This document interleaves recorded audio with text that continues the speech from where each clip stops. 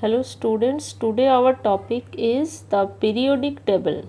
This is very important chapter if you want to know about different elements in chemistry. So, to know about the properties of different elements, it is difficult as there are a large number of elements are present. So, it is difficult to study the properties of individual element. For this, grouping is necessary. If we can place the elements in a group such that the elements of a particular group have similar properties, then we can study their properties easily. So grouping is necessary for the study of the properties of elements. For this purpose, different laws came one by one. First came Dobrynin's law of triad. Scientist Dobrynin, he first gave the law of triads. What is the law of triads? Triads means, you can see triad means that is 3 elements. There are 3 members. According to Dobrynin, 3 elements can be placed in a group such that they have similar properties, and whereas the atomic mass of the middle element will be almost average of the atomic masses of the other 2 elements. For example, here calcium, strontium, barium, these 3 elements are form a triad, and these have similar chemical and physical properties. Whereas if you see the atomic mass of strontium, it has atomic mass 88, whereas calcium has 40, barium has 137. If you take the average of atomic mass of calcium and barium, that is 88.5. So this is very similar to the atomic mass of strontium. So the middle element has atomic mass which is almost equal to the average of atomic masses of the other 2. Similarly, this chlorine, bromine, iodine, these 3 elements also form a triad. Here also the atomic mass of bromine, that is very similar to the very much equal to the average of atomic masses of chlorine and iodine.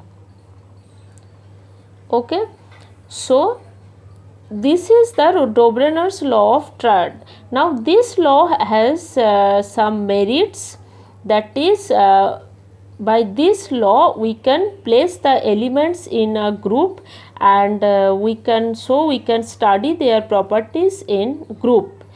That is, if you know the property of calcium, then you can make an idea on the properties of strontium and barium, because as though those have similar properties. Now demerits of this law. What is the demerit? This law is not valid for all the elements. If we take one example, that is fluorine, chlorine, bromine, these 3 elements, though they have similar properties, but here the middle element chlorine, it has atomic mass 35.5. If you take average of bromine and fluorine, you will observe that their average is not equal to the mass of chlorine. So here is this law of triad is not applicable. So the law of triad is not applicable for all the elements. This is the demerit. So this law was discarded, and then came Newland's law of octave. Scientist Newland, he gave the law of octave. Now what is the law of octave? Octave means 8. Octa means 8. So according to Newland, if you place the elements according to their increasing atomic mass, you will observe that at the 8th number there will be repetition of property. That is, the first element and the 8th element, they have very similar properties. For example, here at that time noble gases were not discovered, so hydrogen is the first element always. After that lithium came, lithium, beryllium, boron, carbon, nitrogen, oxygen, then comes fluorine. So hydrogen, if you see hydrogen, if you take hydrogen as first element, then fluorine will be 8th element. If you take lithium as the first element, then 1, 2, 3, 4, 5, 6, 7, 8. Sodium will be the 8th element. So every 8th element have similar properties. So hydrogen and fluorine have similar properties, whereas fluorine, chlorine, they have similar properties. Lithium, sodium, potassium, they have similar properties. Beryllium, magnesium, calcium, they have similar properties. Boron, aluminium, they have similar properties. So this is called the law of octave. Now merit of this law, importance of this law actually first say about the periodic variation. Periodic variation means after a regular interval there will be repetition of property. Here you can see after at the 8th element there will be repetition of property, that is after regular interval there will be repetition of property, that is called periodic variation. So he first gave about the periodic variation. Number 2 is atomic mass and properties are related. So Newland first give the relation between atomic mass and properties, because if you place the elements according to their increasing atomic mass, then there will be periodic variation of properties. Number 3 is it is applicable, very much applicable for the lighter elements which have low atomic number. You can see this law is applicable up to calcium, which has very low atomic number. Now demerits. What is the demerit of this law? This law is not applicable for heavier elements, that is the elements beyond calcium. This law is not applicable. Beyond calcium there will be no repetition of property after at 8th element. So due to this demerit, after that came Mendeleev's periodic table. Mendeleev's periodic table was based on Mendeleev's periodic law. What is the law? Physical and chemical properties of elements are periodic function of their atomic masses. This is the Mendeleev's periodic law. So depending on this law, Mendeleev placed the elements in tabular form. This is called the periodic table.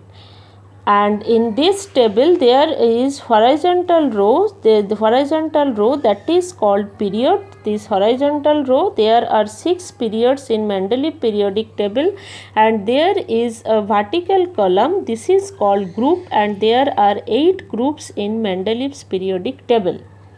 So depending on their atomic masses, their physical and chemical properties changes. So this is the Mendeleev periodic table. You can see this is the Mendeleev periodic table. There are 6 periods and there are 8 groups, and under each group there are 2 subgroups A and B up to 7, and for 8, group number 8, there is no subgroup.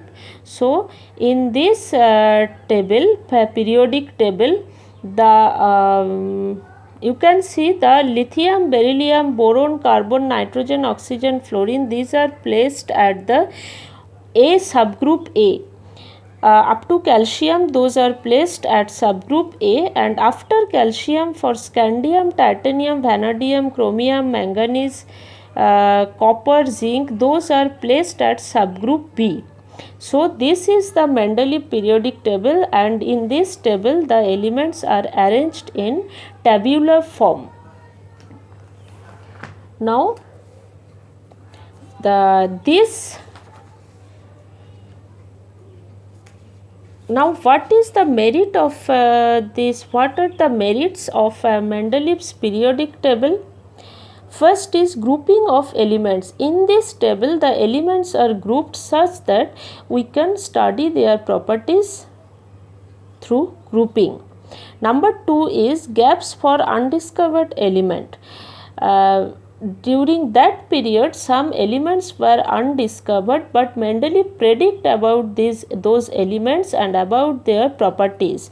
For example, just below the aluminium, one side was vacant there and that element was not discovered. Mendeleev named that element as Eka aluminium. Just below aluminium, just below silicon, the element was not discovered then, and that was named as Eka silicon, but he predicted their properties, and after a few years the elements were discovered as gallium and germanium. Gallium has very similar property to Eka aluminium, whereas germanium has very similar property to Eka silicon. These are very important for your examination purpose. What is Eka aluminium? What is Eka silicon? Number 3 is atomic mass corrected. Mendeleev gave the corrected atomic mass of platinum and aurum, just placing them depending on their properties. So, these are the merits of Mendeleev periodic table. Now, there are different demerits of Mendeleev periodic table. Number 1 is anomalous pairs. In Mendeleev periodic table, cobalt comes first before nickel. You can see here, this is cobalt, this is nickel. So, cobalt comes first before nickel.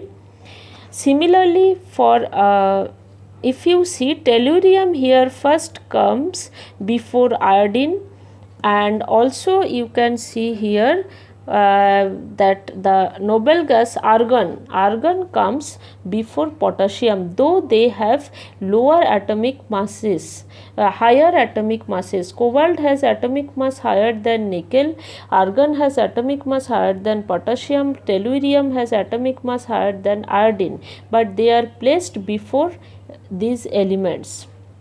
So, these are the anomalous pairs in Mendeleev periodic table. Number 2 is isotopes. Though isotopes have different atomic masses, we know isotopes have different mass number but same atomic number, but though they have the different atomic masses, they are placed at the same place.